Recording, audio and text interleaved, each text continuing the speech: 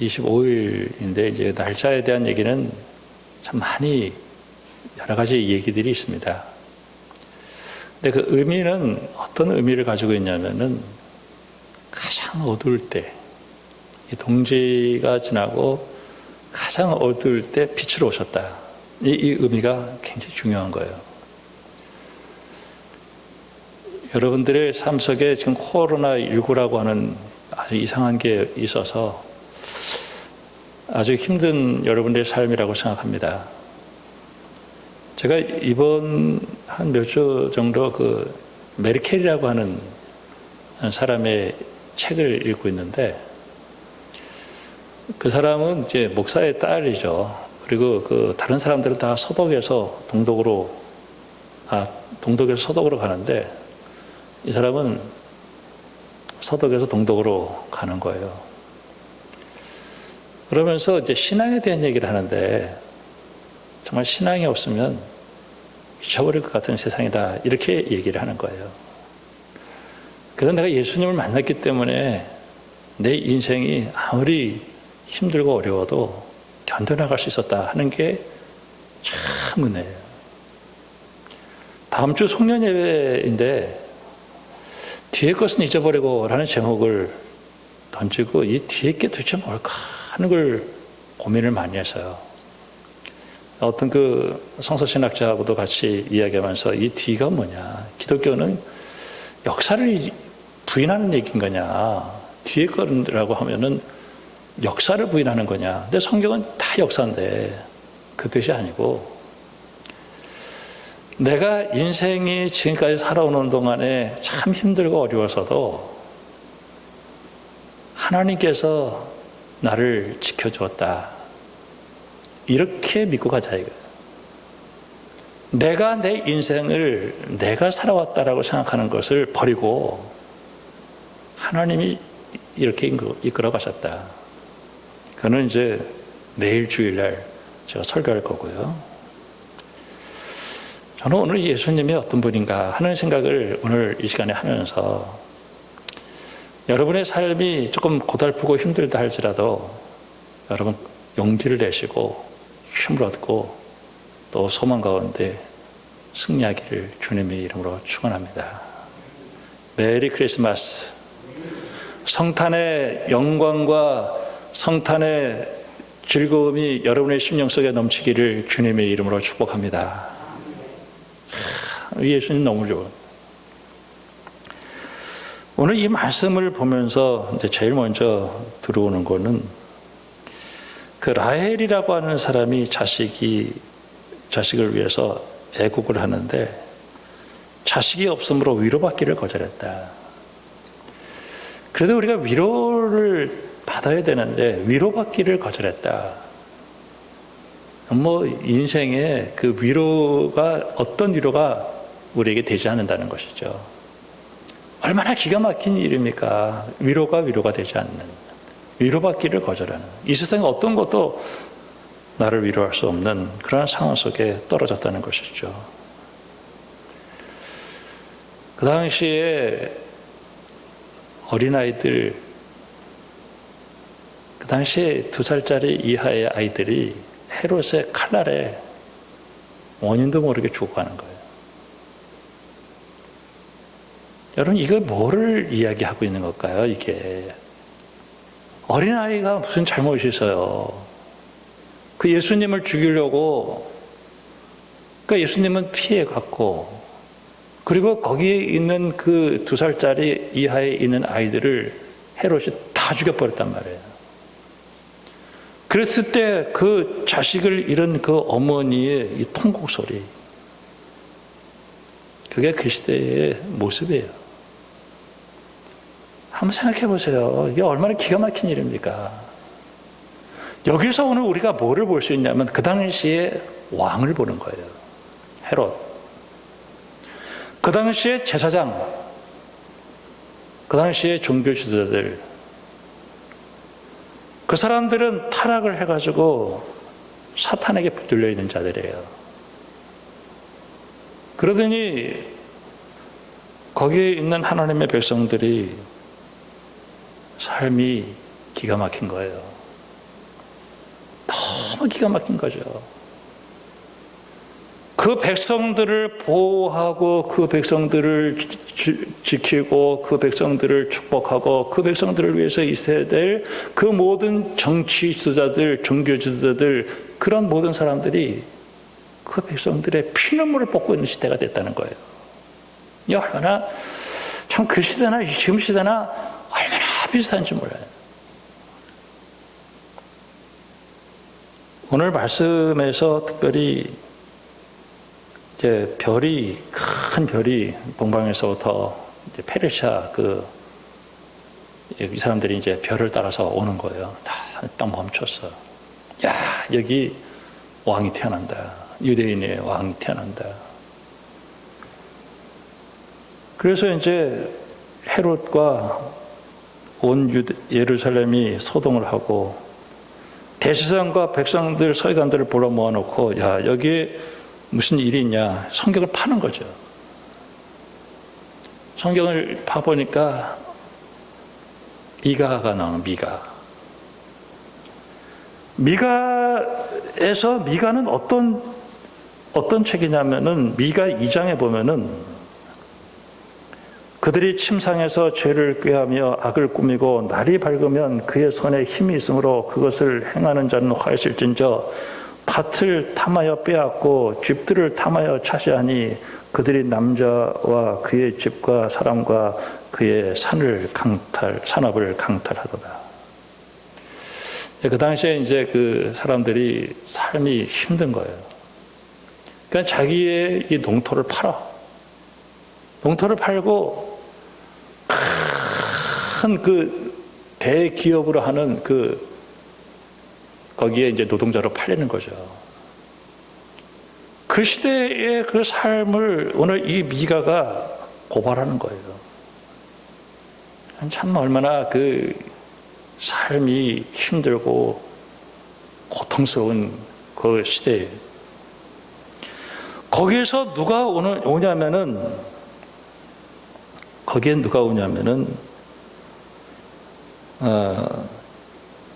내 백성 이스라엘의 목자가 온대. 목자. 이 왕에 대한 개념을 완전히 이 목자라는 개념으로 바꿔서 이야기하는 거예요. 그게 예수님의 탄생을 예언하는 메시지가 되어졌던 것입니다.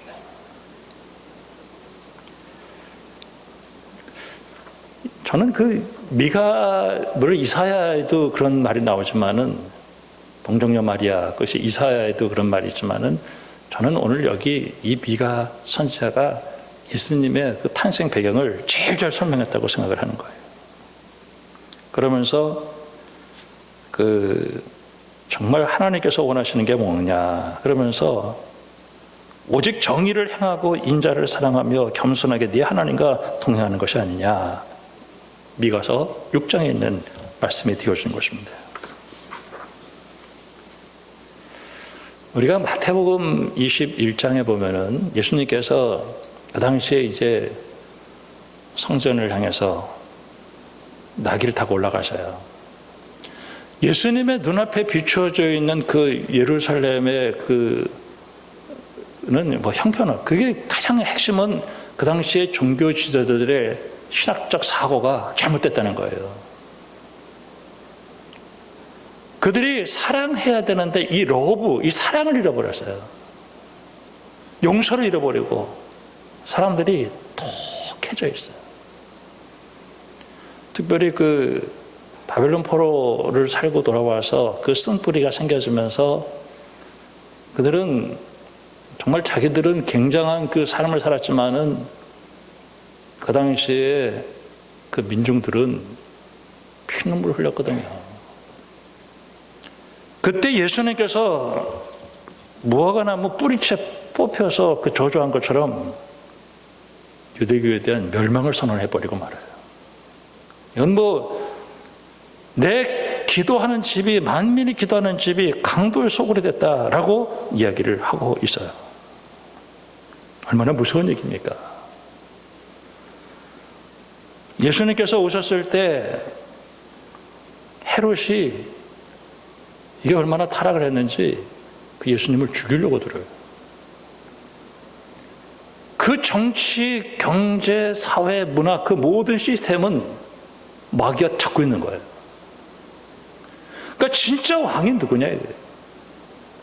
이 대통령 선거를 좀 뽑으라고 지금 자꾸 이제 3월 달에 자꾸 돌아오는데 저는 솔직히 누굴 찍어야 될지를 모르겠어요. 누구를 찍을까요? 저는 누구를 찍어야 될지 지금 참 고민스러워요. 저는 기도는 열심히 해요. 정말 하나님이 정말 이 나라의 대통령 좋은 사람 세워달라고 저는 열심히 기도하는데 찍을 사람이 없어요. 야, 이거 누구를 찍어야 되지? 하여튼 그 순간까지 내가 표를 찍는 그 순간까지 저는 기도하고 들어갈 거예요. 정말 하나님이 원하시는 사람이 누굴까? 찍을 사람이 없어요. 정말 이 백성 그리고 이 나라 정말 이 나라의 그 고난받는 사람들을 위해서 정말 헌신할 수 있는 사람이 누굴까? 정말 이 목자 이 사랑과 평화의 목자로서의 그 왕이 누굴까? 정말 예수님 닮은 지도자가 누굴까 하는 생각을 참 많이 하게 되는 이 시대를 만나게 되었어요. 요한계시록 12장에 보면은 그 당시에 이제 그 교회들이 참 많은 핍박을 당하고 있었죠. 그때 그 원인에 대해서 얘기를 하면서 이 사탄이라는 존재를 얘기를 해요. 근데 이 사탄이 그 하늘에서 타락한 천사인데 영적 전쟁이 벌어져요. 그래서 이제 천사 3분의 1이 거기서 이제 미가엘에게 패배를 해가지고 쫓겨나요. 자기가 있을 곳이 없어서 쫓겨나요. 그래서 이 땅으로 와가지고 이 땅에 하나님의 교회를 핍박을 하는데 이루 말로도 할 수 없는 핍박을 해요. 삼키려고. 그리고 이제 그 13장에 넘어가면서 그 땅에서 그리고 바다에서 하나씩 더 불러 올리죠. 마치 이 마귀도 하나님의 삼위일체를 흉내를 내서. 근데 그게 뭐를 잡고 있냐면은 그 당시에 정치, 경제 시스템을 잡고 공격을 하는 거예요. 하나님의 교회는 절대 이렇게 정치하는 데가 아닙니다. 이게 하나님의 교회는 정치를 우습게 봐야 돼요. 정치하는 사람이 하나님의 교회를 핍박을 하고 박해하니까 교회가 거기에 대해서 항거하고 싸우는 거지 거기하고 이렇게 계산하는 데가 아니에요. 우리는 하나님 앞에 예배를 드리는 거예요. 우리 하나님이 우리의 왕이에요. 난 하나님만 믿어요. 진짜 왕은 하나님이에요. 그러다 보니까 신앙생활하기가 너무 힘든 거야. 나는 하나님만 믿고 하나님을 경배해야 되는데 자기가 하나님이라고 얘기를 하는 거예요. 거기에서 어떤 누구에게도 무릎을 꿇지 않고 포기하지 않고 내 신앙을 지켜가면서 있었던 사람을 14만 4천이라고 얘기를 해요. 그리고 그 14만 4천은 심지어는 어디까지 가냐면은 죽음까지 가는 거야. 죽음까지. 난 죽어도 난 하나님 따라간다. 난 죽어도 난 하나님만 따라간다. 그래서 요한계시록 14장에서는 주 안에서 죽는 자는 복이 있다라고 이야기를 하고 있습니다. 참 예수님이 정말 하늘의 영광을 버리시고 이 땅에 오실 수밖에 없는 그런 상황이 되어졌던 것이죠. 우리가 그 교회가 그 당시에 여러 교회가 있었는데 생명의 멸류관을 받은 교회는 두 개예요. 하나는 서머나 교회와 하나는 빌라델비아 교회. 근데 특징은 두 교회가 아주 다 작은 교회라는 거예요. 그리고 두 교회에는 순교와 핍박과 박해가 있었어요. 근데 그들이 아주 작은 것이었었고 힘이 없는 것 같았었지만은 그러나 그들은 타협하지 않아요. 오히려 고난이 축복이었어요. 그들 그 고난 속에서 그들이 만약에 타협을 하고 적당히 갔더라면은 아마 이들도 그런 환난을 당하지 않았을 거예요. 에베소 교회는 처음 사랑을 잃어버렸고 라오디게아 교회 같은 경우는 뭐 예수님이 토해버리고 싶었다 그렇게 얘기했고 서머나 교회는 죽으면 죽는다 하는 마음 가지고 죽도록 충성하다가 생명의 관을 받았고 빌라델비아 교회는 그들이 작은 능력을 가지면서도 그들이 신앙을 지켰기 때문에 그들이 생명의 관을 가졌어요. 여러분, 그 이사야라는 사람이 있어요. 이사야가 제가 설교를 참 많이 하는 설교인데, 이 사람이 그 당시에 우시야 왕이 딱 죽어요. 왕이 참 죽으니까 너무 우울했어요. 그래서 성전에 들어가서 기도하는데 성전의 문이 쫙 열리면서 하늘에 보좌가 보이고 그 하나님께서 계시고 천군 천사가 거룩하다 하고, 그리고 수많은 천군 천사와 함께 어존회의가 열리는 거예요. 아, 진짜 왕이 계시는구나. 진짜 왕 중에 왕이 하늘에 계시구나. 그러면서 그 이사야가 위로를 받아요. 그 사무엘상 1장에 보면은, 그러니까 지난주에도 그렇지만 1장은 굉장히 중요한 장이라고 얘기를 했었죠. 그 1장에서 한나라는 여자가 있어요. 이 한나라는 여자가 임신이 안 돼요. 그 남편이 그렇게 사랑을 했었으나 정말 위로받기가 거절되는 거예요. 어떤 위로가 안 돼요. 이 여자가 하나님 앞에 나가서 기도를 하는 거예요. 하나님, 내 정말 이 자식 하나 달라고. 내 자식 하나 달라고 나 기도해. 그러면서 막 기도하는데, 그 당시에 타락한 그 제사장이 엘리가, 너 왜 이렇게 술 취했냐? 아, 나 술 취한 게 아니라 내가 지금 하나님과 마음이 통해가지고 지금 이렇게 기도하고 있다고. 그러니까 엘리가 축복을 해요. 그리고 나서 임신이 됐고 자식을 낳는데 사무엘이 되잖아요.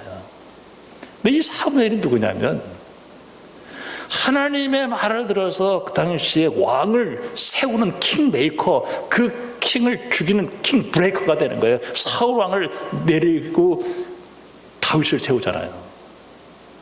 오늘 우리가 이 말씀을 통해서 깨달을 수 있는 것은 뭐냐면, 아, 진짜 하나님은 하늘에 계신 분이구나. 여러분, 예수님은 왕 중의 왕이에요. 예수님께서 오셨을 때 동방에서부터 온 이 박사들이 동정녀 마리아, 참 그 추운 날씨 가운데 그 있을 곳이 없어서 마구간에 태어난 그 아기를 보면서 뭐 얼마나 그 초라하겠습니까? 근데 성령을 받고 하나님의 은혜를 보는데 그 마구간이 그냥 천군 천사가 찬양하고, 그리고 거기에 그냥 찬양으로 가득 차 있고 그 하나님의 영광으로 가득 차 있는 모습을 보게 되어주는 거예요. 이게 얼마나 감격스럽습니까? 그러면서 그들이 황금을 드려요. 황금. 그 아기 예수께 황금. 황금은 킹 오브 킹스예요. 왕 중의 왕이다 이거예요. 왕 중의 왕 예수 그리스도. 우리가 이 성탄의 계절에 여러분 예수님을 꼭 만나기를 주님의 이름으로 축복합니다. 아, 내가 믿는 그 예수님 왕 중의 왕. 그 다음에 유향을 드려요. 그 당시에 제사장들 많았죠. 그러나 제사장 중에 제사장, 자기를 십자가에 못 박고 그리고 하나님에게 나아간 그 히브리서 4장의 대제사장, 모든 제사장보다 더 뛰어나신 그 분이 우리의 연약함을 다 경험하시고 은혜의 보좌 앞에 담대히 나갈지대. 아, 저분은 바로 제사장 중에 제사장입니다. 그분 예수 그리스도. 몰약, 이거는 죽은 사람에게 뿌리는 약이죠. 저분은 진짜 예언자 중에 예언자군. 요한복음 1장에 보면은 말씀이 육신이 되었다. 자기 땅에 왔지만은 그 백성들이 눈이 어두워서 그 주님을 받아들이지 않았지만은 영접하는 자, 곧 그 이름을 믿는 자들이 하나님의 자녀가 되는 권세를 주었다. 혈통으로나 육정으로나 사람의 뜻으로 되지 않냐고 하나님의 뜻으로 난 자들아, 말씀의 육신이 되어 우리 가운데 거하심에 그의 영광을 보니 아버지의 독생자의 영광이여 은혜와 진리가 충만하더라. 사실 세례 요한도 우리의 죄를 지었겠죠. 그리고 그 죄를 지적하고 아, 내가 죄인이구나. 나는 정말 메시아가 필요하구나. 난 정말 예수님이 필요하구나. 내가 죄인이고 내가 하나님의 진노와 저주 아래 있어서 내가 어둠 가운데 있었다는 사실을 깨닫는 게 은혜예요. 그런데 그 은혜보다도 더 큰 은혜, 바로 그 죄를 이기고 그리고 오늘 우리 하나님의 자녀로 삼아주시는 그 은혜 위에 은혜, 예수 그리스도. 여러분, 우리가 예수님을 내 주님으로 영접했다라고 하는 것은 기적이에요. 고린도 전서 1장에 십자가에 대한 얘기를 해요. 고린도서 1장에서 십자가에 대한 얘기를 하는데 사람들은 십자가 대신 예수님을 따르기를 포기하고 그들은 사람을 따르기를 시작했죠. 그때 사람을 따를 때 사람은 뭐를 본 거예요? 누가 설교를 따르나를 봤죠. 하나님 따라가는 건 너무 힘들어. 근데 사람 따르기는 좋아요. 이게 교회 분열이 일어난 거예요. 그때 사도 바울이 뭐라고 얘기했냐면은 나는 십자가에 달리신 예수님만 나는 전하기로 작정했다. 그리고 자기는 말에 이렇게 그 현란함으로 하지 않는다. 자는 단순히 십자가에 달리신 예수님만 전한다. 근데 그 십자가에 달리신 예수님을 단순히 전했는데 그걸 믿어요. 그래서 거기서 무슨 얘기를 하는 거냐면은 성령으로 한다는 얘기를 해요. 성령께서 깨닫게 해주신다. 예수님께서 오셔서 그 마구간 그 구유에서 참 가난한 집에서 태어났는데 그 예수님이 보였단 말이에요. 우리 주님께서는 가난하고 없는 자들을 통해서 있는 자들을 부끄럽게 해주신다 말씀하고 계셔요.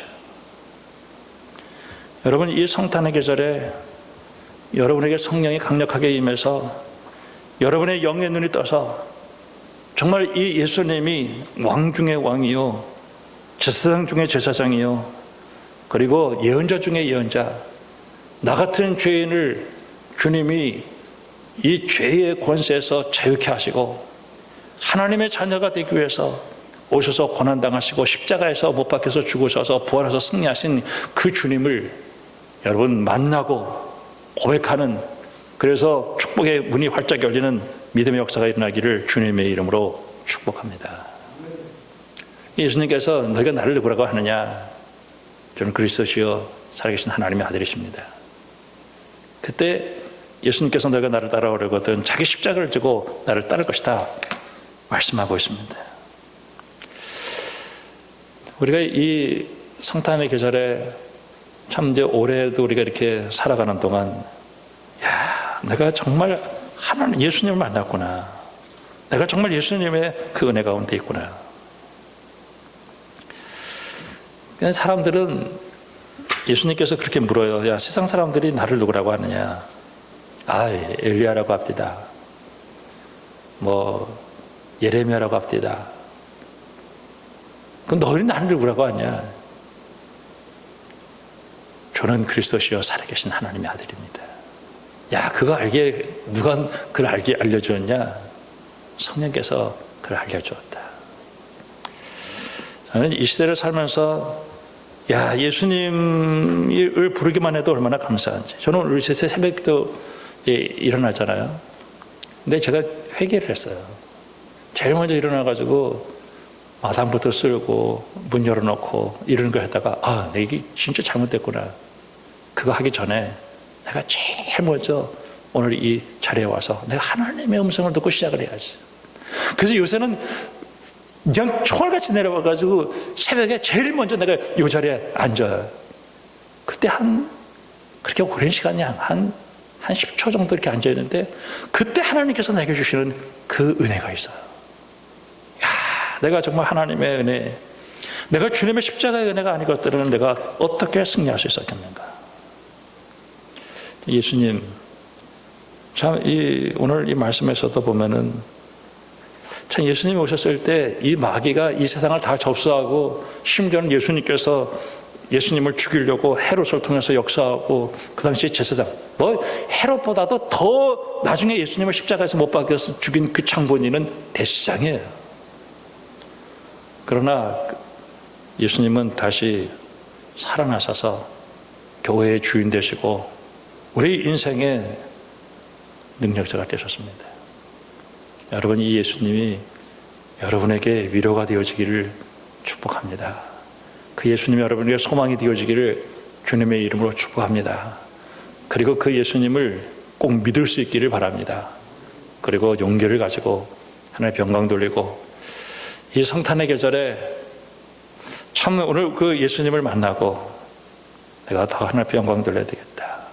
그분은 우리의 목자십니다. 요한복음 10장에 강도가 오는 것은 우리를 죽이고 우리를 속이고 하는 것이지만 내가 온 것은 양으로 생명을 얻게 하고 더 풍성히 얻게 하려 합니다. 나는 너희를 위해서 죽는다. 이 시대를 살아가면서 하나님께서 나에게 주시는 가장 큰 메시지가 뭘까? 야, 내가 너를 위해서 죽었다.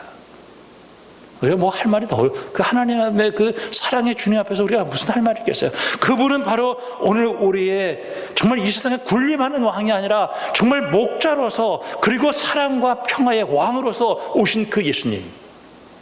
그 예수님, 우리가 어떤 일이 있어도 놓칠 수 없고, 이 복된 소식이 여러분의 삶을 통해서 이웃들에게 증거되어지는 역사가 일어나기를 주님의 이름으로 축원합니다. 낙심하지 마세요. 절대 괴로워하지 마세요. 우리 주님이 내 인생을 책임져 주셔요.